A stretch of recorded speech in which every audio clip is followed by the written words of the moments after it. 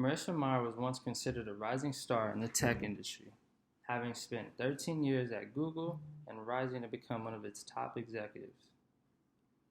In 2012, she was hired as CEO of Yahoo, with high hopes that she would be able to turn the struggling company around. However, her tenure was marked by numerous missteps and failures, ultimately leading to her resignation in 2017. In this presentation, we will examine some of the reasons behind Meyer's failure as CEO of Yahoo. One of the key criticisms of Meyer's leadership was her authoritarian style. She was known for making decisions unilaterally and not seeking input or feedback from her subordinates.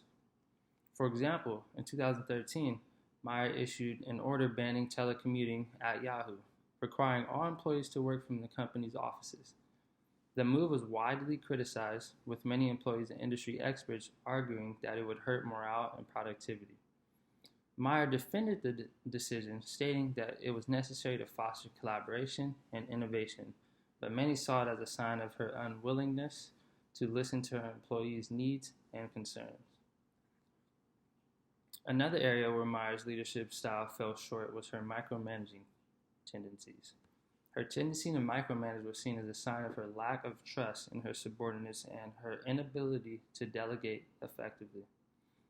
She was also known for being highly detail-oriented and involved in the day-to-day operations of the company.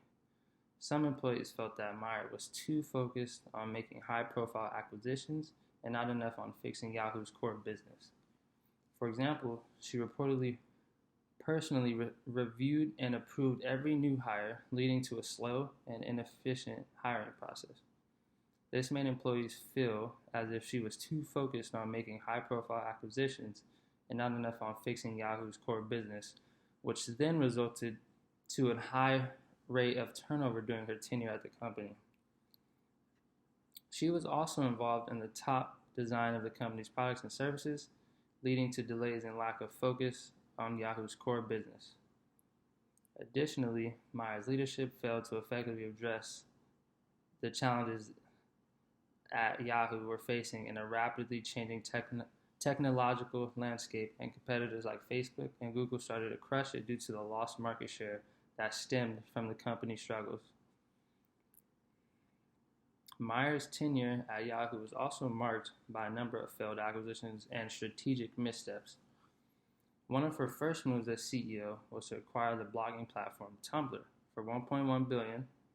While Tumblr was a popular platform with a large user base, it has struggled to monetize its content and generate revenue.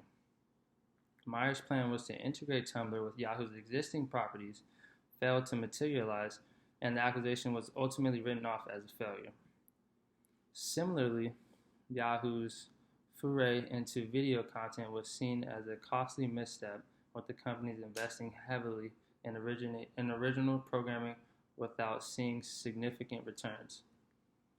Meyer's inability to make strategic decisions that would move the company forward was a major factor to her failure as CEO. Another area where Meyer's leadership fell short was in her handling of Yahoo's culture and internal dynamics. During her tenure, Yahoo experienced a number of high-profile departures, with many employees citing a toxic and dysfunctional work environment. Meyer was criticized for her lack of focus on employee morale and her failure to address internal conflicts and communication breakdowns. Her emphasis on quantitative metrics and data-driven decision-making was seen as contributing to a culture of fear and mistrust, where employees were afraid to speak up and share their opinions. Ultimately, her failure to create a positive and inclusive culture at Yahoo contributed to her inability to lead the company effectively. In conclusion, Marissa Meyer's tenure as CEO of Yahoo was marked by a number of missteps and failures, ultimately leading to her resignation in 2017.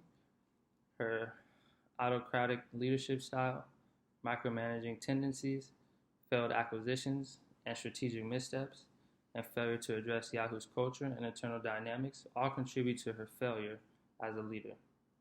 While she was widely admired for her intelligence and vision, her inability to execute effectively and build a strong team ultimately led to her downfall. The lessons from her failure are clear.